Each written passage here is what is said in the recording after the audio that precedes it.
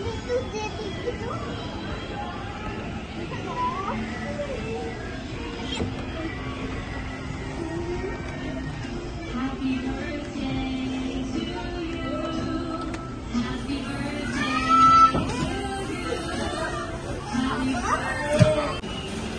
আলাইকুম এভরিওয়ান, চলে আসলাম একটা ছোট্ট মিনি ব্লগ নিয়ে। আজকের ব্লগটাতে সম্পূর্ণই আমার ছেলেকে দেখতে পাবেন।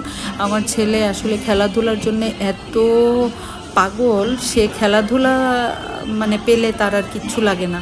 আসলে বাসার মধ্যে প্রত্যেকটা বাচ্চাই কিন্তু বন্দি থাকে। আমাদের এই ইটকাঠের নগরে বাচ্চারা কিন্তু ওইভাবে খেলার যে স্পেসটা ওটা পায় না, শুধুমাত্র ঘরের মধ্যেই কিন্তু বন্দি থাকে।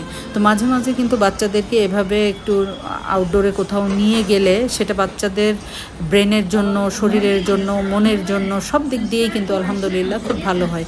তো আমার ছেলে এখানে দেখেন শেফ হয়ে গেছে, সে রান্না বান্না নিয়ে খুবই ব্যস্ত।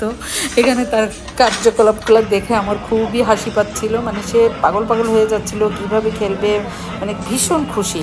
তো আমি মনে করি আমার যেটা মানে একটা পার্সোনাল ওপিনিয়ন যেটা বলা যায়, যে প্রত্যেকটা বাচ্চাকে অ্যাটলিস্ট আমরা যতটাই বিজি থাকি না কেন, অন্তত উইকেন্ড ডেতে হলেও তাদেরকে একদিন অন্তত তাদেরকে এরকম একটু মানে আউটিং করালে তাদের জন্য বেস্ট হয়। আসলে বাচ্চাদের মন কিন্তু অনেক বড় থাকে, অনেক উদার থাকে। তো তাদেরকে এভাবে ঘরের মধ্যে বন্দি করে রাখলে ওরা আসলে মানসিকভাবে কিন্তু অনেকটা মানে ভেঙে পড়ে আর সীমাবদ্ধতার মধ্যে চলে আসে। আমার যেটা মনে হয় আর কি, যে ওরা একটা মানসিক সীমাবদ্ধতার মধ্যে বড় হতে থাকে। তা আমরা মা বাবারা যারা যত ব্যস্তই থাকি না কেন, অন্তত একটা দিন হলেও বাচ্চাদেরকে নিয়ে এভাবে বাইরে বের হবেন। আর এই জায়গাটা হচ্ছে আমার ঠিক মনে নেই এটা যমুনাতে নাকি বসুন্ধরায়, আমার সঠিক মনে নেই, তবে বসুন্ধরাতে গেলেও আপনারা পাবেন এই ইয়াটা, বাচ্চাদের এই জায়গাটা, আর যমুনাতে গেলেও কিন্তু পাবেন। যমুনারটা একটু বড়, বসুন্ধরারটা একটু ছোট, তো আমার ঠিক আসলে খেয়াল আসছে না। তো এখানে বাচ্চারা কিন্তু খুব মজা করছিল।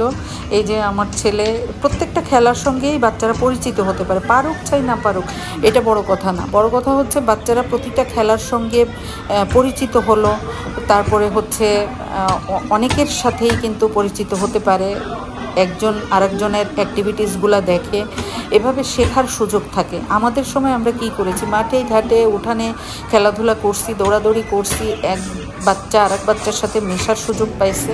এখন কিন্তু বর্তমান প্রেক্ষাপটে সেটা হয় না।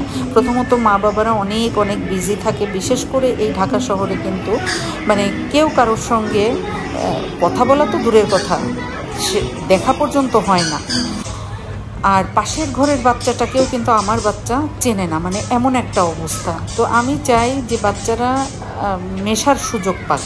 তো সে যেটা মানে যেভাবেই হোক না কেন, সেটা যেভাবেই হোক না কেন, খেলাধুলা, একজন আরেকজনের সঙ্গে মেশা, এই জিনিসটা হওয়া দরকার বাচ্চাদের মানসিক বিকাশের জন্য, শারীরিক বিকাশের জন্য। এই ব্যাপারগুলা মানে আমাদের হাজার কষ্ট হলেও ওদেরকে এই সুযোগটা করে দেওয়া উচিত।